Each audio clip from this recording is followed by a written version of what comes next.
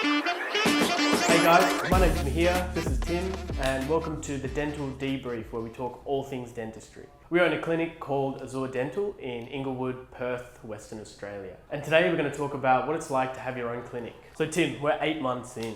How do you feel about the process? What's it been like for you so far? It's been exhausting, but probably the most satisfying thing done in my entire life.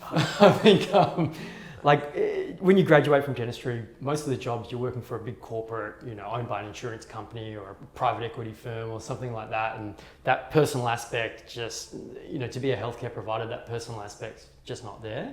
And I think our dream was always to have our own clinic where we're in charge and it's like real people and, we do sort of dentistry from the heart, and I think that's the difference about having our own clinic. So how about you, mate? What's been the struggles? What's been working for us? How do you feel about the whole process?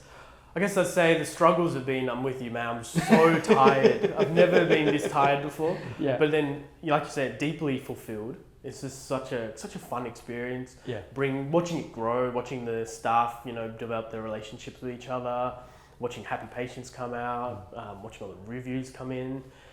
It's been awesome. I kind of wish we did this way sooner, way earlier. I feel like if we did this first year out of uni, we would have been fine. Yeah. But we've done it at such a good time in our career where we've learnt the dentistry now, and now we get to work on the experience for our patients. Exactly. What do you reckon would happen if we had have started this sort of directly out of uni or very early in our career?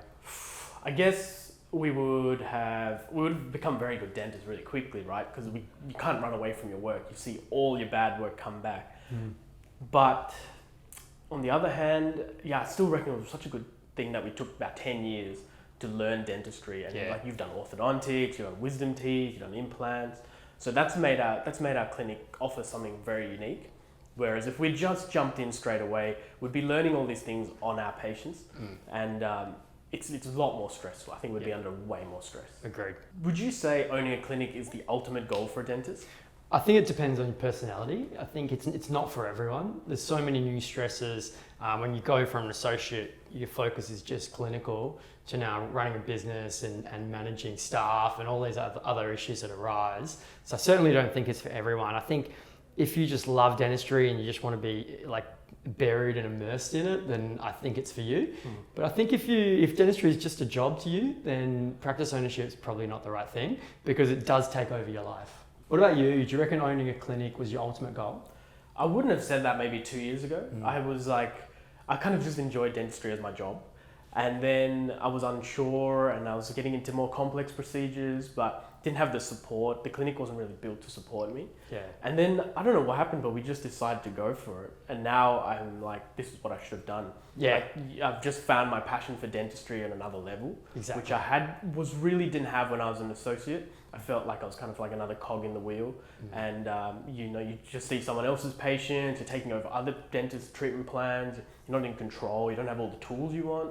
So now that I have all that, I'm just in love with dentistry again. Yeah. Do you reckon there was a point where you ever felt, holy crap, we can't do this? Never. No, I've never felt that, and I'd say it's probably because of thanks to you and Sophie. Like, if I'm depleted and I'm just like burnt out, I know like you guys step in. Yeah. And the same goes other ways, right? So I've never felt that. I think we're actually just thriving, and it's just like compounding now, and we're just getting like more happy patients, more successful treatment, more before and afters that are really like outstanding. So now I'm just inspired to keep going. Exactly. How about you, Tim? Any bits that were just getting too much for you? I mean, dealing with builders and negotiating all these new challenges that come up, like multiple points where I was like, man, this is a lot harder than I expected. But I always knew that like eyes are on the prize, that we just want to get that clinic going and we just want, it was never about just starting a business. It's about, it's a place for us to do our hobby. And I think because the goal was always just to get to this clinic and just do passionate work, like I knew we'd always get there. It's just the process is long and painful. And so uncertain, right? So uncertain, exactly. I was even worried when we opened, like, would we be able to pay the mortgage? Would I still be able to pay the cars off? I had a lot of sort of backup plans about what we do in worst case scenario. But we just hit the ground running and just put our heads down and just worked our asses off, and it's working. Legit, we basically put all our savings left over before we started this into all the courses we can do before the clinic started. I just remember being so much pressure. And then to open a clinic with 0 patients that we spent a fortune on, and we have these massive costs and staffing costs, and you just think, how are we going to survive? And you just put your head down and figure get it out. You just keep going. Don't stop. So Tim, we have probably the best team, I reckon, on the face of the planet. How do we put them together? How do we find these awesome people? I reckon you, me and Sophie are oddballs, and I never wanted just robotic people working for us. I want interesting people, characters, people who are just weird, Got a bit of flavour. But awesome. Yeah. And I think the more weird and odd you are, the more empathetic and the more caring you tend to be. Yeah, more. And I think we just, Sophie knew Millie through her work and just said, Millie's 100% oddball, but she's awesome. Yeah. And we brought her on, and she's just been the best thing for the team.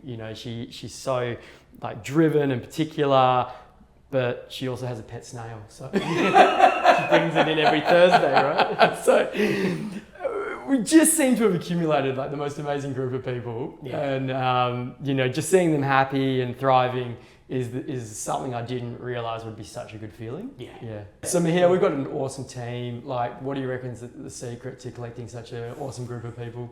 I know, like you said, we're pretty intense. We're obsessed about our work, and we really live and breathe dentistry, right?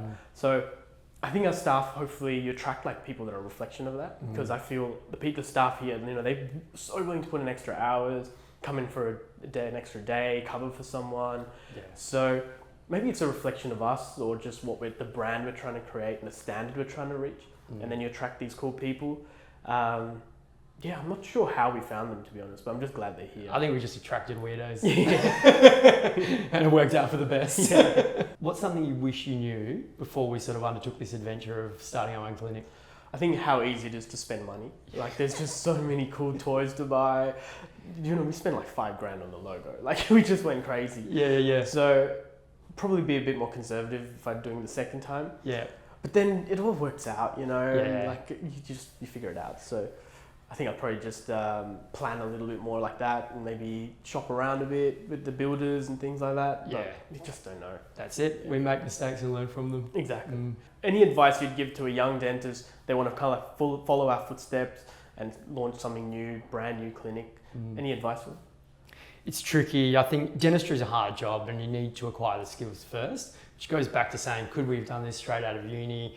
I wouldn't have felt, if it's our brand and our clinic that we've built, I only want the highest quality work going out, and I wouldn't have felt that first year or second year out of uni that my skills were there yet. So I always wanted it when it was going to be our brand that we had the necessary skills. So I would say that the first thing is just to get your dentistry up to standard, because the universities they don't prepare you for the real world of dentistry. You need to get out there and get your hands dirty and do a lot of work. So I think that's the main thing for sure. Yeah.